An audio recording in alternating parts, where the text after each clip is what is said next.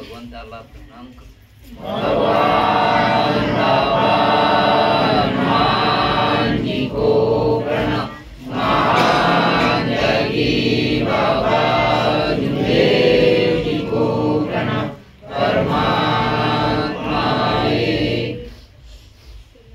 परमपूज्य परमात्मा सेवक मंडळ टिमकीच्या वतीने आणि कळमनाथ शाखेच्या सर्व सेवकाच्या सहकार्याने आजची चर्चा बैठक श्रीमानजी जांगळे भाऊ यांच्या इथं चालू आहे. त्या सृष्टीचे भगवान बाबा हनुमानजी उपस्थित आहेत, त्यांना माझा प्रणाम.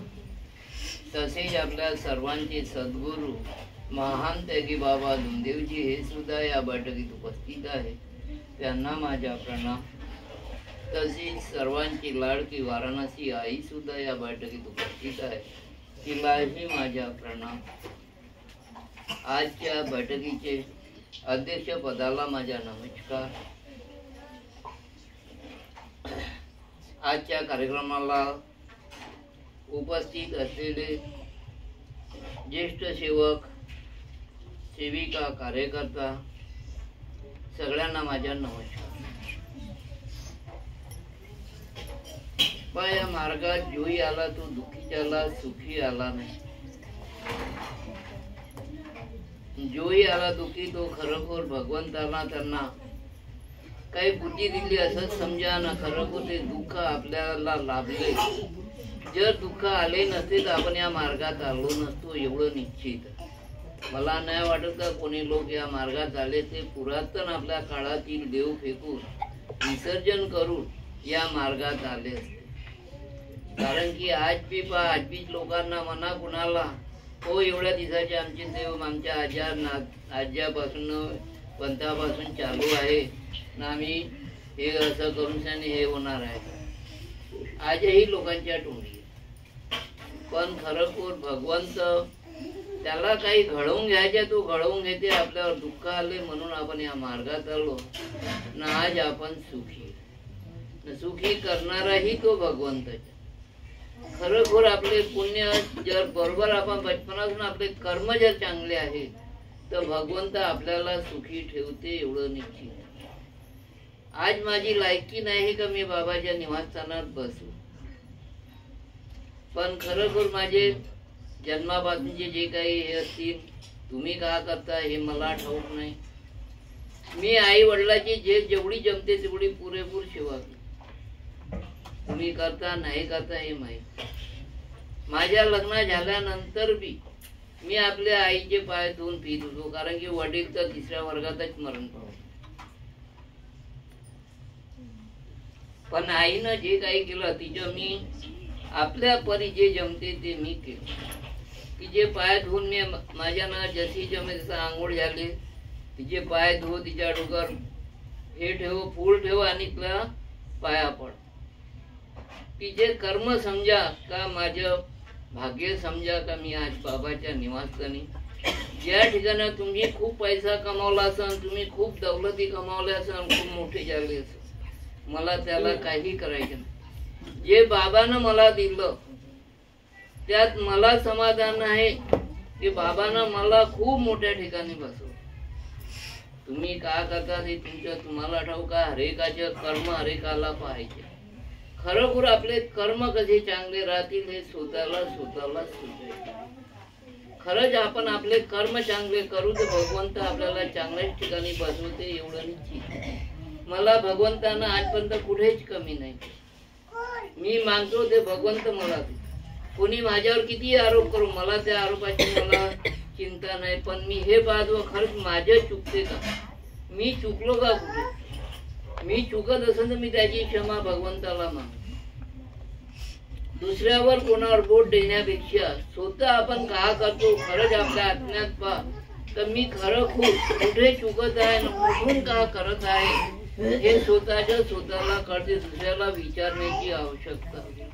म्हणून मी पुष्कळच्या मार्गदर्शन करताना म्हणतो शोकांना की स्वतःच्या आत्माला विचार कर, मी खरोखर कुठे चुकून राहिलो, माझी चूक कुठे होऊन आली, मी दिवसभरात का केलं, किती खोटं बोललो, किती खरं बोललो, हे स्वतःच्या आत्म्याला स्वतः विचार तर खरोखर आपल्याला त्याची प्राचित्ती झाल्याशिवाय राहणार नाही, एवढं निश्चित.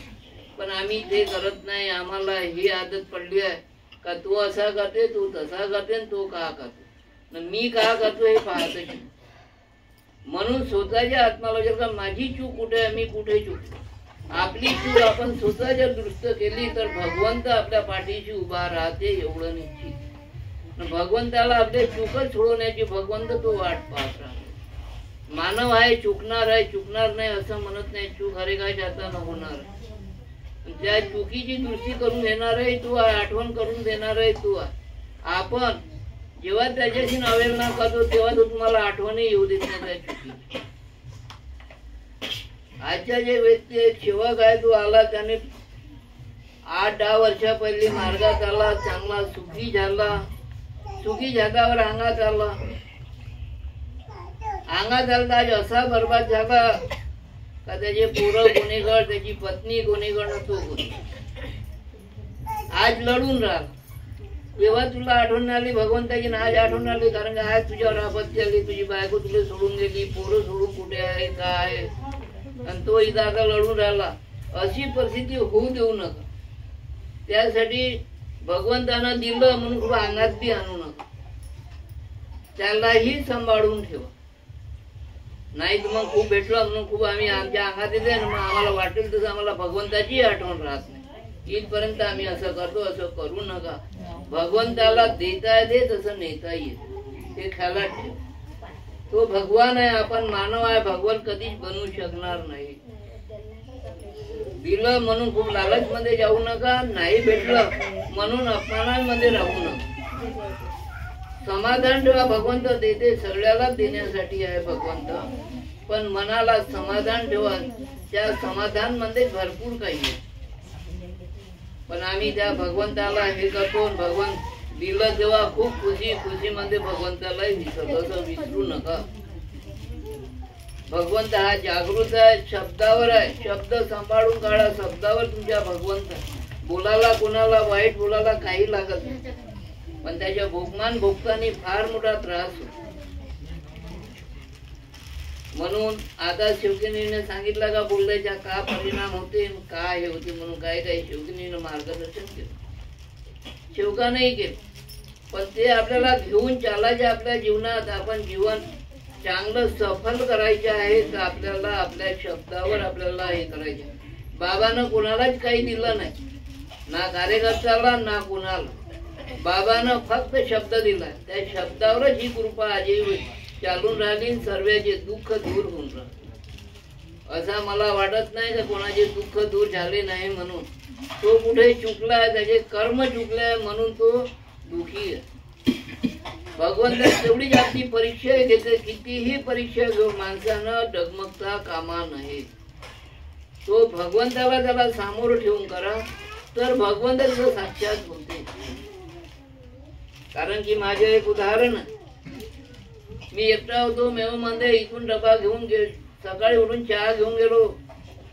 माझी साडी तिथं भरती होती. बाळ झालं होतं, का झालं का नाही त्या रात्री.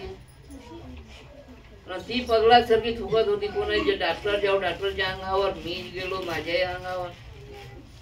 जो जाय त्याच्या अंगावर थुके. तिच्यापाशी कोणी जायला नाही. तिला हातपाय बांधण्याने का याच्या खाली तुला टाकलं होतं. तिला पागलखान्यात घेऊन जाऊ. मग आजूबाजू ते मैत्र हे ते जमले, सगळे भोवताल झाले. म्हणते तुम्ही काहीतरी कुठेतरी पहा, हिच्या आईला काहीतरी झालं म्हणून. मी त्यावेळेस मार्गात मी पाहू का. माझे सासरे होते ते तिकडे का पायरीवर बसून लढत होते. आता करायचे का, माणूस एकटा असला म्हणजे थोडस भयभीत होते. तरी मी कोणती जेणं सोडला, का सुचलं का नाही माहित नाही. गाडीवर थांबलो, विचार केला. तो एक मैत्र होता, तो नाही बोलते मेरा आप ये देखते लो उसको अभी तो अच्छे करते बोल. मी आपल्या मला मी बाबाच्या सेवक आहे. मी आता जाऊन मी करू का. मी कुठे ना गेलो, मनातल्या मनात भगवंताला पुकार. बाबा मी कुठे जाऊ, मी तर कोणा वैत नाही, पाहत न वैताकडे जात नाही, मी तुझ्या मार्गात. बाबाच्या फुगा मार. फुगा मारला, घडी परत तिच्यापाशी गेलो. तिनं महाअंगावर नाही थुकली. मग बाकीचे कोणी त्याच्यावर थुकले. म्हटलं नाही भगवंत तुझ्या तू पाहत, हिला सांभाळणारही तू, आणि तू डॉक्टर नर्स म्हणे इथं होत नाही, इथं पागलखान्यात गेलो. तिथून घरी आलो. घरी येता बरोबर पता लागला का माझ्या घराच्याच बाजूला राहते मुलगा राजू म्हणून, का त्याचे कोणी रिश्तेदार तिथं मेडिकल मध्ये वरच्या पोहोच. मग त्या राजूला घेतलं, मी घरी आलो, डब्बा घेतला, राजूला घेतला आणि तिथून तिथं पुन्हा मेवला गेल्यावर मामाजी तिकडे लढत होते, हे कशी करते म्हणून लहानसा बाळ होता हाती घेऊन. त्या डॉक्टरकडे गेलो. डॉक्टर त्यांच्या ओळखीचा जो मोठा डॉक्टर होता त्याच्याकडे गेलो. तो म्हणते पुन्हा डॉक्टरकडे केस आहे. आता विचारायला हे नाही हे, कारण त्या डॉक्टरचे नाव तरी कुठे माहित. मग पुन्हा विचारायला गेलो डॉक्टरच्या मध्ये, सांगेही नाही. मग त्याचं नाव सांगितलं का त्यांनी मला सांगितलं आहे, म्हटलं का डॉक्टर कोण आहे म्हणून सांग. जसं त्याचं नाव सांगितलं, इकडं सगळी होता बेड, चिल्ला, सलाईन, तमकत ढमक.